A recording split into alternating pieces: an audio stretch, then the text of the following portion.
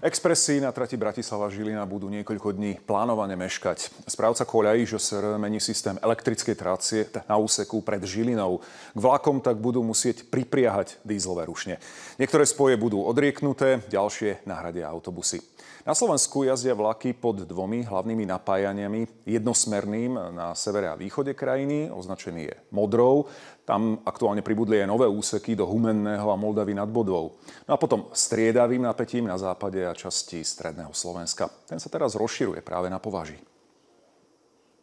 Po úspešnej modernizácii úseku od Púchova po Bytču v minulom roku nasleduje zmena jednosmernej trakcie na striedavú medzi Bytčou a stanicou Žilina Predmestie. Železničná spoločnosť Slovensko od soboty 29.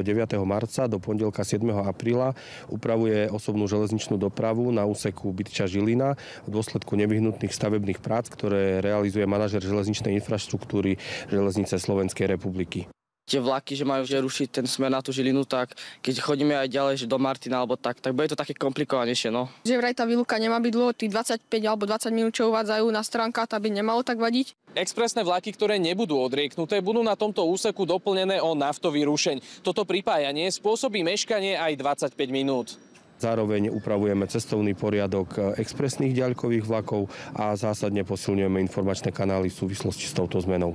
Počas výluky budú cez deň vlaky premávať len po jednej koľaji. V noci budú v prevádzke obe, takže nákladná doprava bude presunutá najmä na nočné hodiny. Práce súvisia s modernizáciou trate a konverziou napätia trolejového vedenia, čo zvýši spoľahlivosť a efektivitu železničnej dopravy na hlavnej trase Bratislava-Žilina-Košice. Obmedzenia sa dotknú aj regionálnej dopravy. Osobné vlaky na trati Púchov-Žilina budú do 7. apríla nahradené autobusmi. Martin Do, Slovenská televízia.